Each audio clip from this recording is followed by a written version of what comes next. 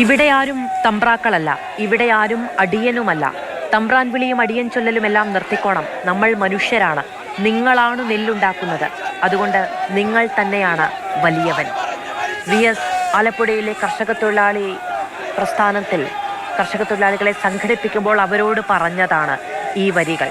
അത് ആ കാലഘട്ടത്തിൽ പതിറ്റാണ്ടുകൾക്ക് മുമ്പ് അങ്ങനെയൊന്ന് ചിന്തിക്കാൻ പോലും കഴിയാത്ത കാലത്ത് ആ രാഷ്ട്രീയം പടർത്തി തന്നെയാണ് VS എല്ലാവരെയും ചേർത്ത് നിർത്തിയത്.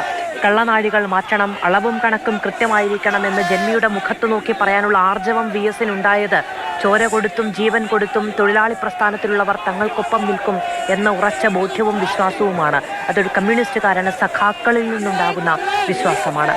അഭിലാഷ് മോഹനൻ വിവരങ്ങളുമായി നമ്മളോടൊപ്പം തുടരുന്നുണ്ട്. അഭിലാഷ്, അങ്ങനെ കമ്മ്യൂണിസ്റ്റുകാരന് ജീവിതത്തിൻ്റെ ലക്ഷ്യമാകുന്ന ഇപ്പോൾ VSനെ കുറിച്ച് രമേശ് ചെന്നിത്തലയൊക്കെ അനുസ്മരിക്കുകയായിരുന്നു. VSന് എന്താണ് വേണ്ടത്?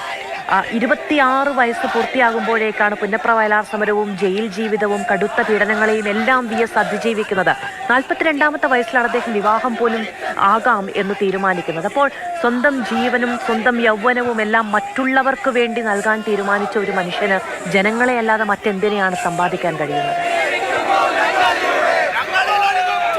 തീർച്ചയായിട്ടും മറ്റുള്ളവർക്കായി സ്വയം കത്തിയെരിഞ്ഞൊരു സൂര്യനായിരുന്നു VS എന്നുള്ള കാര്യത്തിൽ സംശയമില്ല. അദ്ദേഹത്തിന്റെ വിവാഹം 42ാമത്തെ വയസ്സിലെന്ന് മാധു പറഞ്ഞല്ലോ. അദ്ദേഹം വിവാഹം കഴിക്കാനൊരു കാരണമുണ്ട്. അദ്ദേഹം രാഷ്ട്രീയ ഗുരുവായി കാണുന്ന സുഗതൻ സാർ എന്നാണ് വിളിക്കുക. സുഗതനെ വയ്യാത്ത അവസ്ഥയിൽ കണ്ടപ്പോൾ അദ്ദേഹത്തെ സഹായിക്കാൻ പാർട്ടി പ്രവർത്തകരാണ് ഈ പ്രാഥമിക കൃത്യങ്ങൾ നിർവഹിക്കാൻ പോലും. അപ്പോൾ എനിക്ക് വയസ്സാകുമ്പോൾ ഈ അവസ്ഥ വരുമല്ലോ എന്നൊക്കെയുള്ള ഒരു തോന്നലിൽ അന്ന് പാർട്ടി സഖാക്കളെ പ്രവർത്തകരെ ഞാൻ ബുദ്ധിമുട്ടിക്കേണ്ടി വരുമല്ലോ എന്നോർത്താണ് വിവാഹം കഴിച്ചതെന്ന് VS പറയുന്നുണ്ട്. അദ്ദേഹത്തിന്റെ ജീവിതത്തിന്റെ ഏറ്റവും നല്ല കാലത്താണ് പുന്നപ്ര വയലാർ സമരത്തിന്റെ അക്ഷരാർത്ഥത്തിൽ അതിന്റെ ഒരു വാരിക്കുന്തമായി VS അച്യുതാനന്ദൻ മാറുന്നത്. അന്ന് മൃതപ്രായനാക്കി പോലീസ് ഉപേക്ഷിച്ചതാണ് പാലായിലെ ഒരു ആശുപത്രിയിൽ.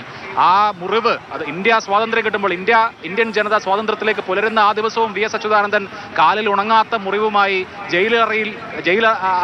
അതിനകത്ത് കഴിയുകയായിരുന്നു. പിന്നെയും 1 വർഷം കഴിഞ്ഞിട്ടാണ് VS ജയിലിനകത്ത് നിന്ന് മോചിതനാവുന്നത് പോലും. അപ്പോൾ അദ്ദേഹത്തിന്റെ ജീവിതത്തിന്റെ യൗവന സുരഭിലമായ കാലത്ത് അദ്ദേഹത്തിന് ആദ്യം ജയിൽവാസം, കൊടിയ മർദ്ദനം, ജയിൽവാസം, പിന്നീട് 1948 കമ്മ്യൂണിസ്റ്റ് പാർട്ടി നിരോധിച്ചപ്പോൾ ഒളിവ് ജീവിതം, അങ്ങനെ ജീവിതത്തിലെ ഏറ്റവും പ്രധാനപ്പെട്ട നീണ്ട വർഷങ്ങൾ ഒളിവിലും തടവിലുമായി കഴിഞ്ഞ VS അച്യുതാനന്ദൻ അതെല്ലാം കഴിഞ്ഞാണ് വിവാഹം കഴിക്കാൻ പോലും തീരുമാനിക്കുന്നത്. അതുകൊണ്ടാണ് ജനങ്ങൾക്ക് വേണ്ടി എന്ന നിലയിൽ VSനെ കാണുന്നതും. ആ വികാര വായ്പോടു കൂടിയാണ് ഇവിടെ നിരവധി ആളുകൾ. ചേട്ടൻ എവിടുന്ന? ഞാൻ വക്കം. VSനെ നേരത്തെ പരിചയമുണ്ടോ? VSന്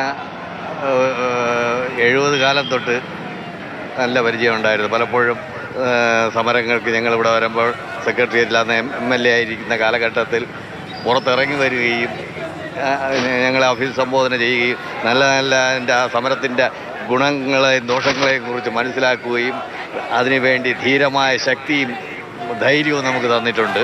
അതുപോലെ തന്നെ സമര സഖാവാണ്. അതെ, VSന്റെ കമ്മ്യൂണിസ്റ്റ് പ്രസ്ഥാനത്തിൻ്റെ അത്യുജ്വലനായ ഇന്ത്യ കണ്ട ഏറ്റവും ധൈര്യശാലിയായ ഒരു രാഷ്ട്രീയ നേതാവാണ് സഖാവ് VS. എന്താണ് VSനെ കുറിച്ചുള്ള നല്ല പാർട്ടി, ഉത്തമ കമ്മ്യൂണിസ്റ്റ്, തൊഴിലാളി നേതാവ്, ജനനായകൻ, ഇതിലെല്ലാം മുൻപന്തിയിൽ നിന്ന വ്യക്തിയാണ്. അദ്ദേഹത്തിന് ആദരാഞ്ജലികൾ. മാഡത്തിന് VSനെ എങ്ങനെയാണ് ഓർമ്മയെന്ന് പറയാൻ നമുക്ക് ഈ വിടവ് നികത്താൻ ഇനി ആരെ കൊണ്ടും പറ്റില്ല. ഈ തലമുറകൾക്കോ ഇനി വരും തലമുറകൾക്കോ പറ്റില്ലാത്ത കാരണങ്ങളാണ്. പക്ഷേ ഇനി എന്ത് പറയാനാണ്? ഇനി ഉണ്ടാകില്ല ഇതുപോലെ